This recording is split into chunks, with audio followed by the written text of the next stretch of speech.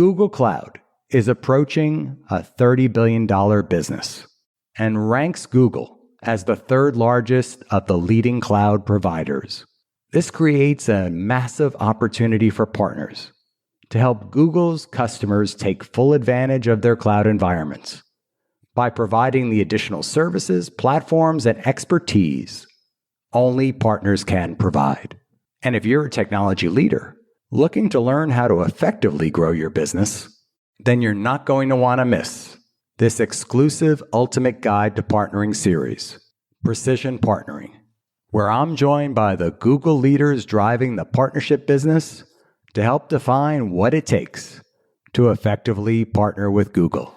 This is the Ultimate Guide to Partnering, the top partnership podcast.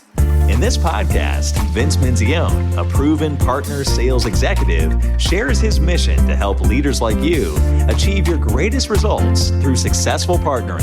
And now your host, Vince Menzione. Welcome to, or welcome back to the Ultimate Guide to Partnering. I'm Vince Menzione, your host, and today I welcome Rebecca Potts, is the Director of Partner Solutions for Google Cloud. And in this episode, Rebecca shares valuable insights into her role and its focus on enabling partners through differentiated solutions that address customer challenges. We talk about the emergence of AI and the importance of security and data analytics with Google's advanced technologies. We also discuss a value-first mindset to address customer needs. Those partners that innovate accordingly become integral parts of the customer's ecosystem and drive the greatest results.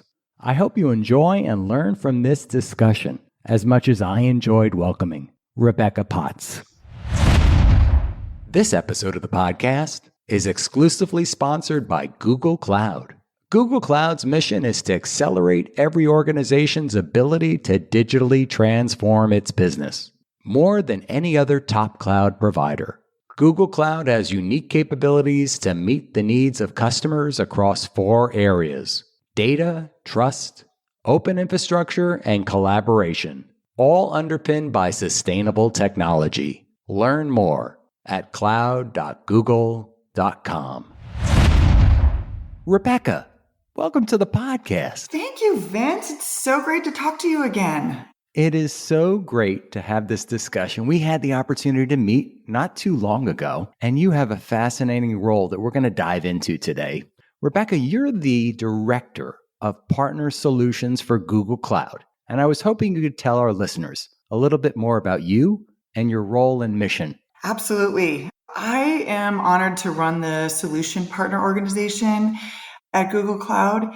And what we do is we are the bridge between the Google product organization and the go-to-market organization and the partner ecosystem. We take all the stuff inside that can be confusing and we simplify for our partners to make it easy for them to work with Google. We're aligned by Google's primary solution pillars. We have people waking up every day thinking and focusing about our partners in terms of enablement and scale around our solutions, like our AI portfolio, for example. We have others that are thinking about our security portfolio, and yet others who are thinking about our data and analytics partners.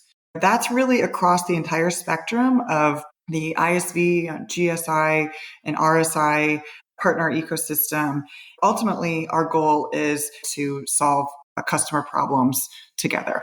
We've had your other colleagues on the podcast talking about precision partnering. And from what I understand, listening to you, you're layering in solutions or specific solution areas across AI, security, data, and analytics to help drive success for customers. Is that what I'm hearing? That's right. So we work across our partner ecosystem.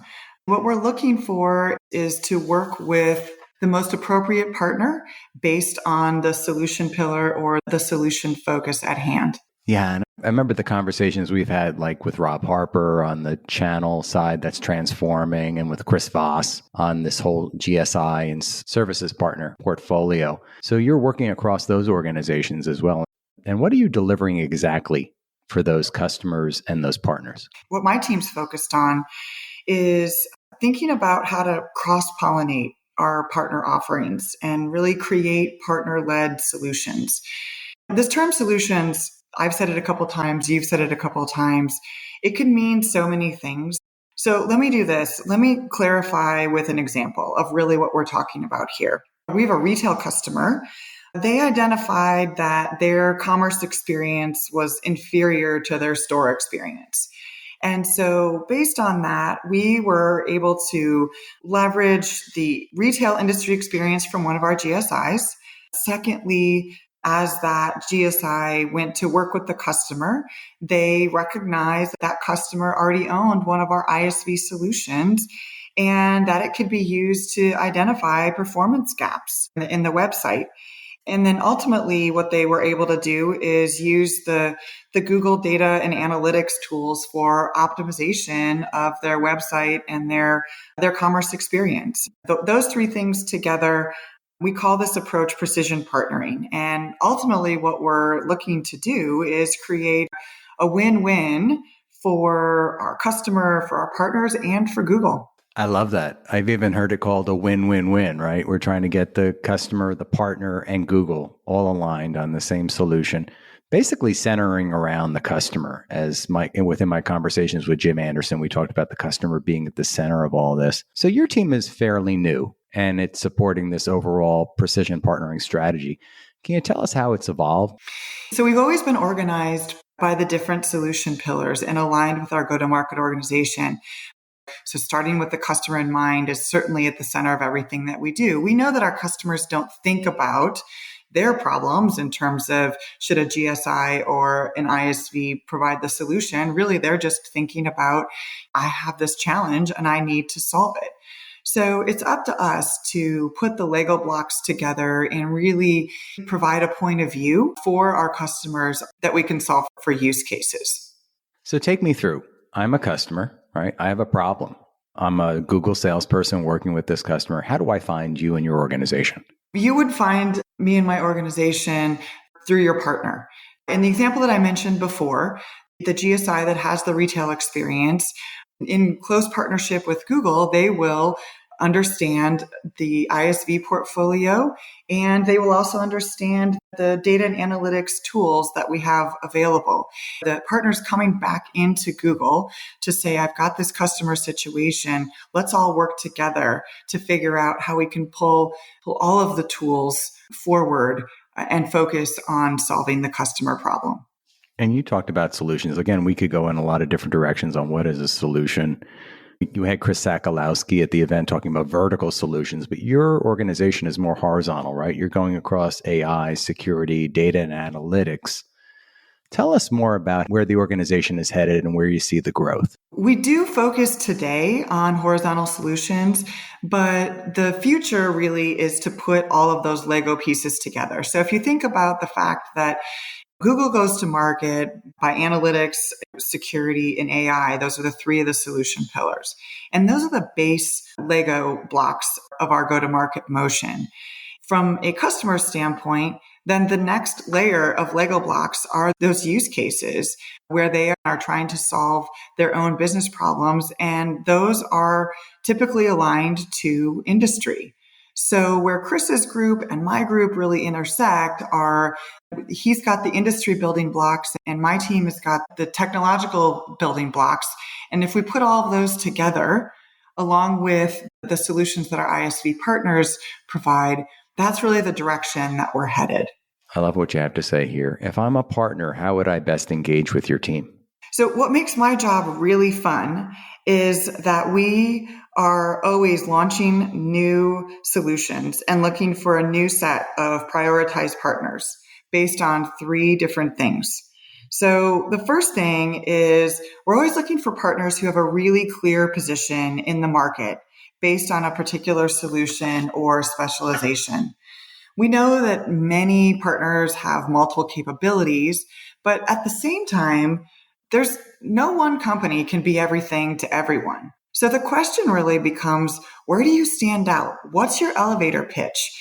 If I'm to think of you in a specific scenario, I have to think of the top two or three things and couple that with any problem that I might be trying to solve for from a customer standpoint, or as one of our field sellers is calling to ask which partner should I work with in this scenario.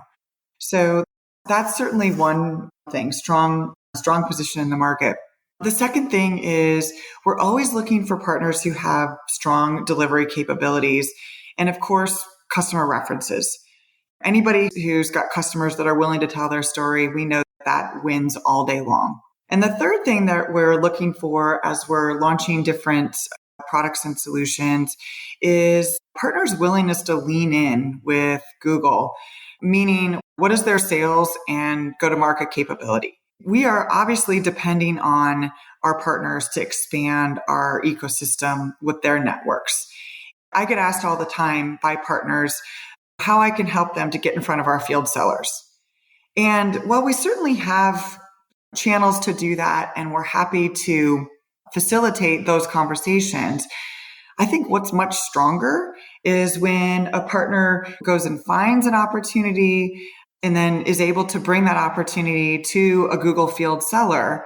And then what happens is that you have a field seller talking to, they tell a friend who then tells another friend that, hey, this particular partner not only brought me a deal, but then they delivered for success with our customer. And that kind of thing will get you much further than getting on yet another conference call where you've got our sellers who, are listening to yet another partner pitch. So success breeds success. Yeah, I'd like to call it the flywheel. You mentioned a few things here. I want to recant them for you. You talked about having a unique position in the market, a unique point of view, maybe a unique solution area that nobody else has. What is that elevator pitch around it? And having the delivery chops, I'll call it, the delivery capabilities and references supporting them. And then you mentioned lean in, and we've heard lean in a few times here, right? You want to make sure that it's not just a checkbox, that you're committed to building your relationship and your practice around Google. Yeah, so absolutely. And I think the whole idea is you've got to show up with your sales resources. We are looking to build a co-sell motion with you, our partner. We need some of your resources and we need some of our resources, and we'll figure out the go-to-market together. But for those partners who are looking at Google purely as a channel and not the other way around, I would suggest that they should change their focus or rethink their focus. So, Rebecca, you and I have been around partnerships for quite some time, and you're honing in here a little bit, but what do you believe what characteristics do you believe make the ideal partner working with Google Cloud? I think at the heart of it all, we have to have a collective value mindset.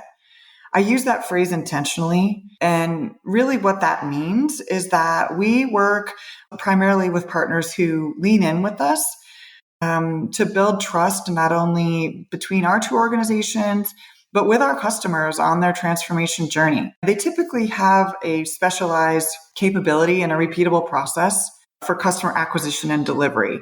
I think this is really key, where I'll give you an example. One of our AI partners just recently came to us and they committed to do 50 workshops in 100 days. And what they outlined was a program that said, hey, we're going to go do a one-day workshop with our customers. We're going to focus on the customer challenges and use cases. So once that one day is complete, then we'll design a 6-week jumpstart engagement to get the teams on both sides aligned. And then we'll go do project delivery. So these are the kinds of programs that are really simplistic, but also really powerful. They're just something that people can really rally around. They instill confidence in the sales process. And of course, they provide value for the customer, for the partner, and for Google. It's a win all the way around. You're enabling these partners to become that force multiplier. Those 50 workshops in 100 days is a force multiplier for success working with Google Cloud. Right, absolutely. We're looking for partners who already have a specialization. So in this example, specialization in AI. As we've launched our generative AI platform here in the last few weeks, there was additional enablement required, of course, on the new product, the new platform, which my team helps to facilitate. That's step one. And then we're asking our partners to design customer facing workshops and offers, which is an example that I just gave, a great example. And then of course, we're tracking pipeline at its simplest form. That's really what my team is doing to scale our partner ecosystem. We have to start somewhere when we launch a product, but ultimately our role is to scale across the entire partner ecosystem to ensure that every partner is enabled and has an offer and is out expanding the Google message. So it strikes me, this is such an exciting time. You and I were both sitting in the room with Dr. Patricia Florisi just a few weeks ago, right? Talking about AI and all of the excitement coming out of Google Cloud. Lots of amazing excitement. I was hoping we could spend a little time here because I know that data and AI are in your wheelhouse from a solution perspective. Can you tell us more about what your organization is doing here?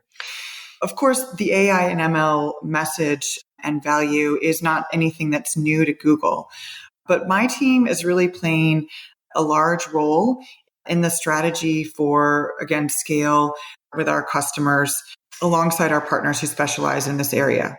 So we followed the process that I outlined before, where we have focused our launch efforts on partners who have AI experience.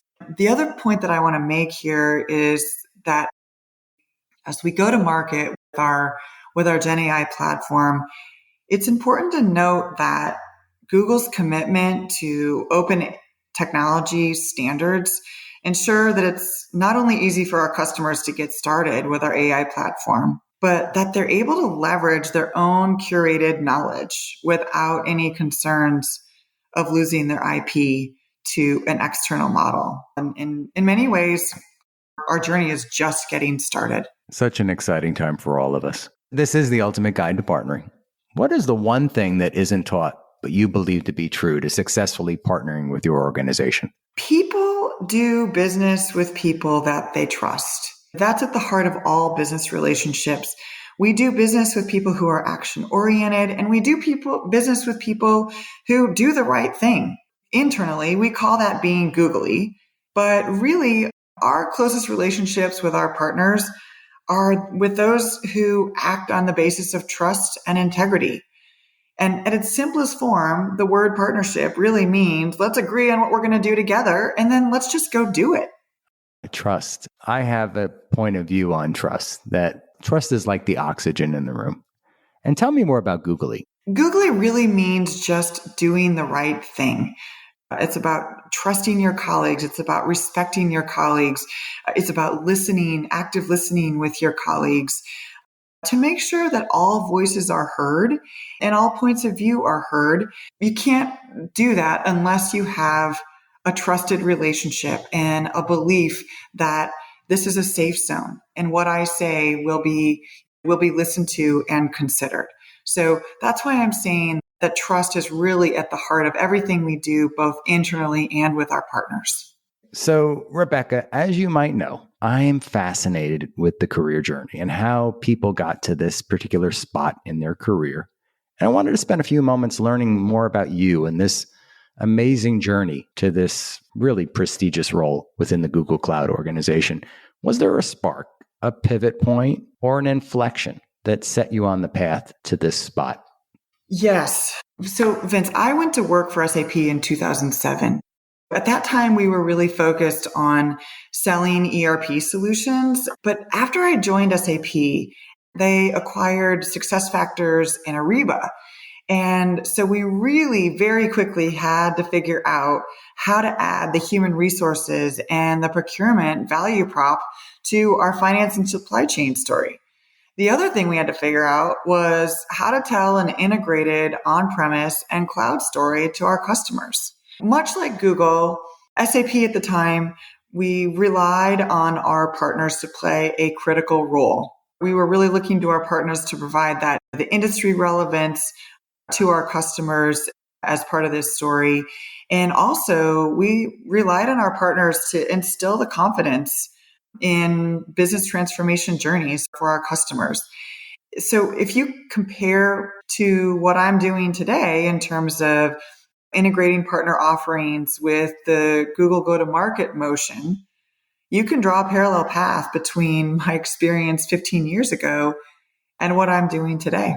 This is probably the most amazing time we've seen in many years. So exciting. Let's talk a little bit more about that journey. Was there a role model, either directly or indirectly, that you learned from along the way? I think the two biggest influences in my personal journey were my Aunt Karen and also a woman that I worked for in my late 20s. And her name was Janine LaMarche.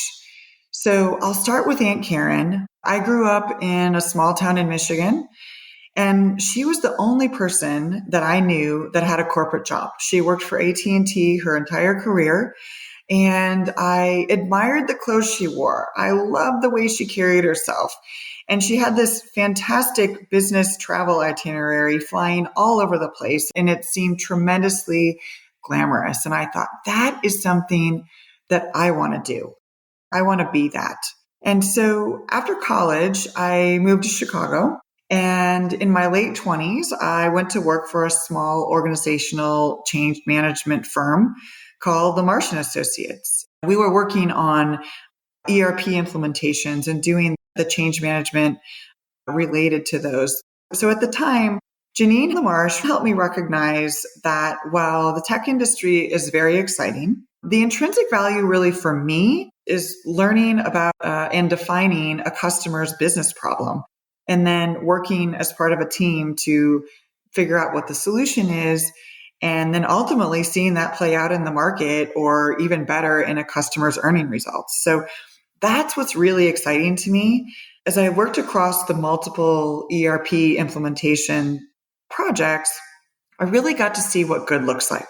I got to see that good leaders are empathetic listeners. They don't claim to have all the answers. I also learned at that time that starting with the end in mind is what gets you everywhere. So in many ways, these two women led me to where I am today. I love hearing that, both about your Aunt Karen and Janine. Is that how you pronounce it? Janine. Yes. Janine. So this is a favorite question, Rebecca. You and I were talking before we recorded today a little bit about having a dinner party, but you are hosting a dinner party, and you can invite any 3 guests from the present or the past to this amazing dinner party. We could even talk about where we're going to host this amazing dinner party. Whom would you invite and why? This really is a fun question to answer and something fun to think about. The first person that came to my mind is Ina Garten. She's also known as Barefoot Contessa. You may be familiar with her as she's a tremendous cook and businesswoman. In my spare time, I like to throw dinner parties. This is something that's really familiar to me. I use a lot of her recipes. And in fact, I am known in my group of friends for making Ina's coconut cupcakes with buttercream frosting. So for this dinner party, I would love for Ina to bring her version of the cupcakes, because I certainly wonder what her version would taste like. The second person that I would invite to this dinner party is my maternal grandmother. She and I were really close. She passed away about 10 years ago, but I'm really curious to hear what heaven is like. I think that would be a fascinating topic at a dinner party. And the third person that I would be delighted to meet would be Richard Branson.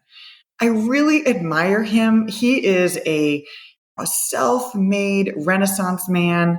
I'm fascinated by the fact that he started his first business as a teen. He parlayed his love for music into one of the world's most successful record labels.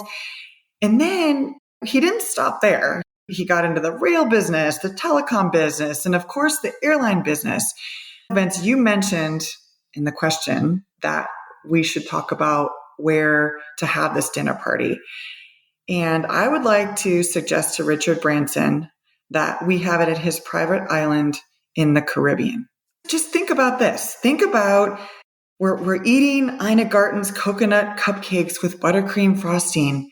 We're certainly having champagne at this dinner party, and we're eating on the beach on this private island. So it sounds like perfection to me. Would you like to come? I am going to bring the most amazing California Chardonnay. It's the only California Chardonnay I like, Chev. And it goes so well with coconut cupcakes. We're going to have an amazing time together, Rebecca. I can't wait. I can't wait either. Let's do it very soon. All right. Let's chill the bottle up. Let's go. Love it. Yes. Rebecca, you have been an amazing guest, such a fun guest, such a thoughtful business leader. I love what you're doing to drive.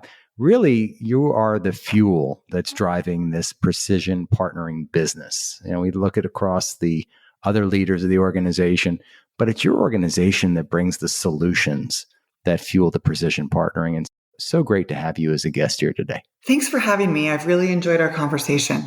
So there you have it. Another amazing guest joins Ultimate Guide to Partnering. And I hope you enjoyed this interview as much as I did. Odds are, if you're a technology partner executive and hearing my voice, chances are you too are looking to accelerate your success through partnerships. I mean, let's face it, we all have seen partnerships that look good on paper, but never live up to their expected results. There are a lot of reasons why partnerships fail. And at Ultimate Partnerships, we help you get it right by applying a proven set of best practices and framework that's used by leading partners working with Microsoft and other technology giants.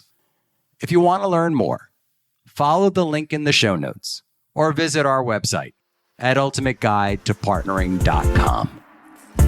Thanks so much for listening to this episode of The Ultimate Guide to Partnering with your host, Vince Menzione, online at ultimateguidetopartnering.com and facebook.com/ultimateguidetopartnering. We'll catch you next time on The Ultimate Guide to Partnering.